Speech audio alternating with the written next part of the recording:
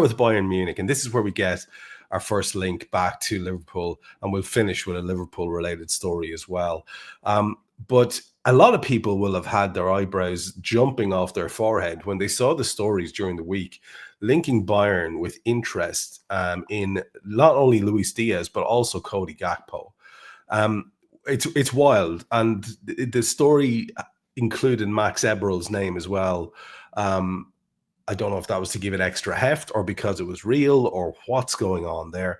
Talk to us about what's going on with Bayern, because there's other players, big players as well, who have maybe, I don't know if they're more likely. And there's at least one major player who Liverpool, maybe it was a fanciful link in Barcola, who apparently seems to have said no to Bayern.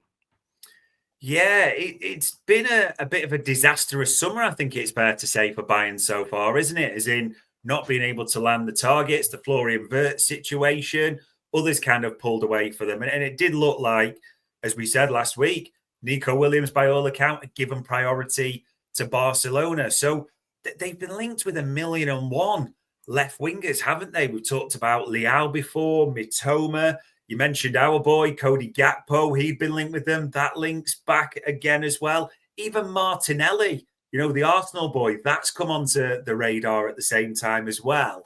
But the big thing around this was, because of what's happening and the lack of happiness, shall we say, in that Viper's nest at Bayern, Max Eberl flew back to Germany from the Club World Cup for talks, apparently, with the Bayern board and the inner circle, which had the suggestion of the WTF, Max, type of thing. Why are we getting no one over the line? What's going on? So he's gone there, now back apparently in America for the Club World Cup. And lo and behold, what comes out? I think it was literally yesterday, wasn't it?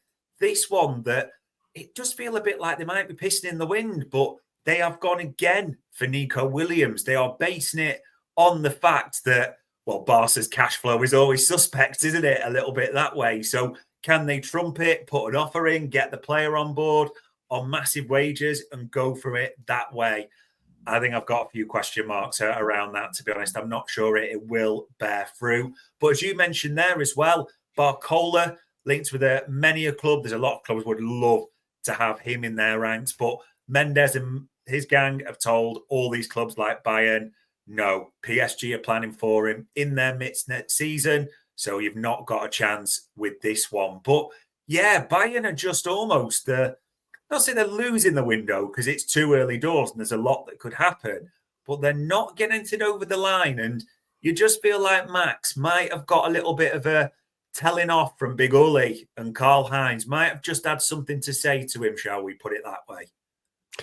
I can't believe they're setting themselves up as hostages to fortune with that Nico Williams thing, because it looks like he wants to move to Barca and Barca want him and he's their player of interest.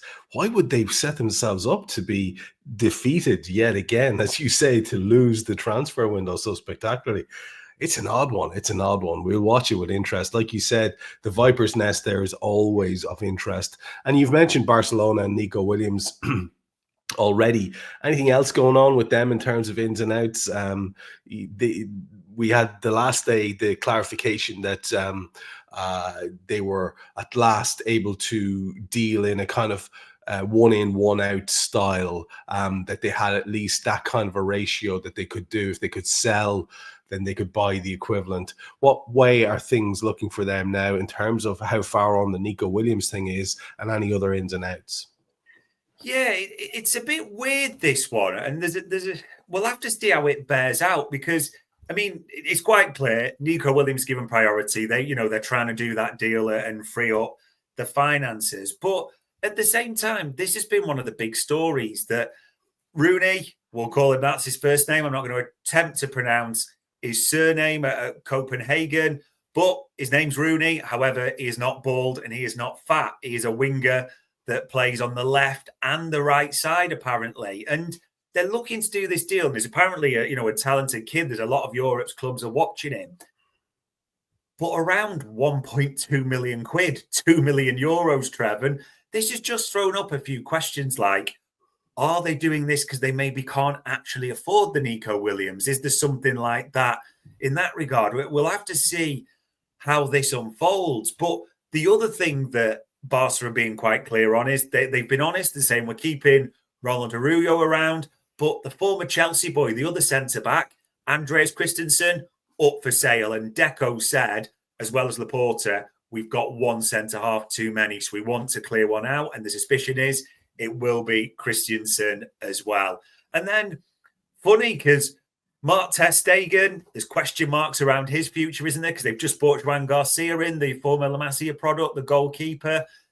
Deco got asked about ter Stegen, he's experienced, he's got all this thing, will he stay? And in true Machiavellian style, he kind of went, not my job to pick him. It's up to the coach. I won't give players any reassurance over the future. If he wants that, he's got to speak to the coach type of thing. So, yeah, there may well be some question marks around Mark ter Stegen's future at the same time as well. Yeah, that's been an interesting little one rumbling under the surface there. We saw some interesting video, didn't we, in the wake of their victory. We'll quickly go to Turkey before we're landing on Napoli, where we can bring in Chiesa and Nunez. And when we do the Turkey one, you're going to be mentioning Victor Osimhen, who'll come back into it with the Napoli discussion. So first of all, Galatasaray and Fenerbahce looking to do bits. Yeah, absolutely. Galatasaray, we know they've got Sané. They're still trying to do that Victor Osimhen deal, who he's just not being pushed on anything, apparently, Osimhen. And I don't blame him, because the less he says, the more Saudi drag a truck full of cash up to his front door, don't they? And Galatasaray just keep, and the Bashkans, as they call them, just keep increasing their offer at the same time. So fair play, Victor. I'd just keep silent until, you actually have to make a decision that way. But across the rivals, Fenerbahce, they're trying to do a striker as well at the same time, because they know they've got to react to the whole Leroy Sané, possibly Osimhen. Jonathan David has had an offer for them. And this is an interesting one with Jonathan David, because another player that just is silent, doesn't say much, but just keeps getting offers. Apparently, there's offers from the Premier League, like West Ham, Spurs. Napoli have made an offer to him, Fenerbahce. So a little bit like Osimhen. He's just sitting tight and seeing what the ruck of cash is that rocks up to his door at the same time. And then the other one to mention, Juan Duran. Do you remember the former Aston Villa forward who is currently an Al Nassr striker in Saudi Arabia? There's still a fair few reports from the Turkish side that Fenerbahce are trying to do a loan deal for him because he's not really happy in Saudi at the moment. So we'll see what that develops. But fair play to sort of the Turkish side. They've not always, not disrespectfully, been involved in our transfer window, but it looks like they're having a proper crack at it right now. Really does. Some great stories there. And we have gone officially along. We've gone north of the hour, so you're getting value for your no money that you're paying to watch this show or listen to it. If you're listening on the free side, we have a final story for you, though, and it does bring in some Liverpool connections. Darwin Nunez to Napoli is something that's been rumbling along, and it's been at various states of realism over the last little while. Apparently today we got the news that Darwin has said yes, he's up for the move. Chiesa was being rattled into this as well as part of whether it was a fanciful connection or what, or whether Napoli genuinely have interest in Chiesa. I don't know why they wouldn't, to be honest. And then, of course, that brings back Osimhen into the question as well, doesn't it? So talk to us about this, because this is very exciting for us, because there are at least a couple of options now for Liverpool in terms of outgoings here. And there's at least one really interesting, if highly unlikely, sort of one of those exchangey type things we were talking about, obviously exchange plus cash. So talk us through this whole Napoli, Nunez, Chiesa, Osimhen, and apparently there's even a Sancho angle here. This is strange because there's noise galore from the Napoli side, isn't there? All the journalists like Di Maurizio, the Italian journalists around Darwin Nunez and Napoli. And even as Fabrizio Romano said, he is their dream target, that until they know they cannot get Nunez, they're not going to move on to any other striker. He is their number one target. It seems, lined across the board. But you're not getting this for any patch journos, are you, in the UK side? It's a little bit strange. But exactly as you mentioned, that even today, sort of lunchtime, all the reports came out from the Italian side and Romano saying that Darwin's happy. He's given the green light. It's now into negotiations. And also, as you mentioned there, again, from the Italian side, that there's been talks around, could Osimhen be in a swap deal with Chiesa and Nunez? Cash, what do we value these players at? That's come into the mix at the same time. So that's on the table. The only big thing you can get from trying to dig around, and you really can't get much from sort of the UK journo side, but sort of if you reach out a bit further, is everyone has said you are mental dealing with Napoli.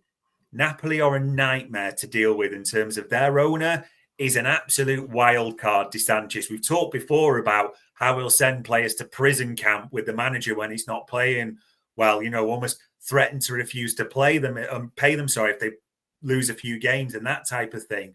A real wild card character.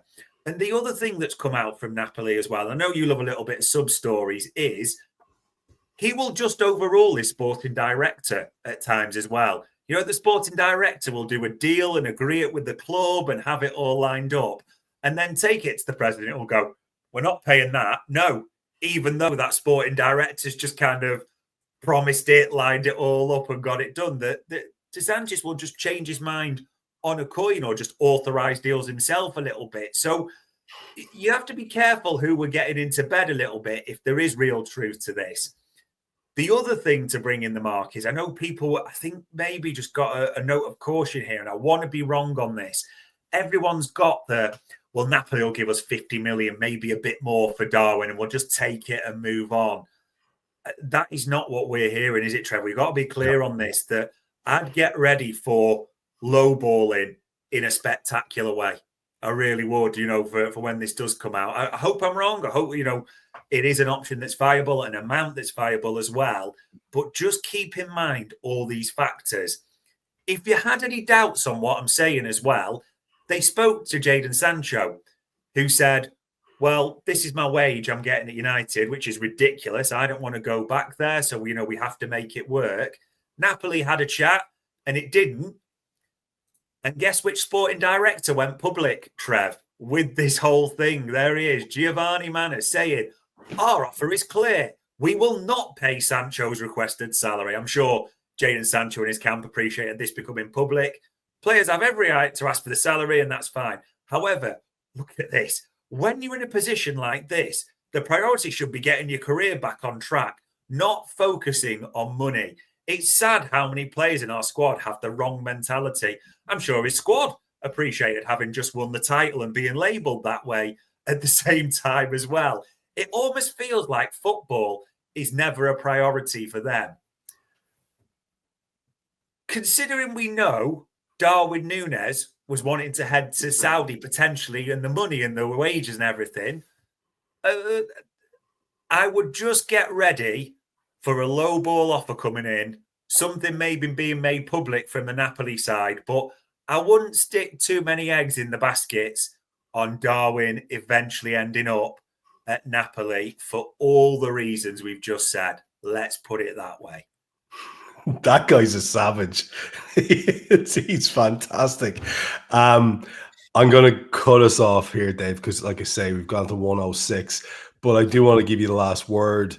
If there's anything else you were holding back or just a general comment on the state of affairs, it is absolutely thrilling to be a Red at the moment.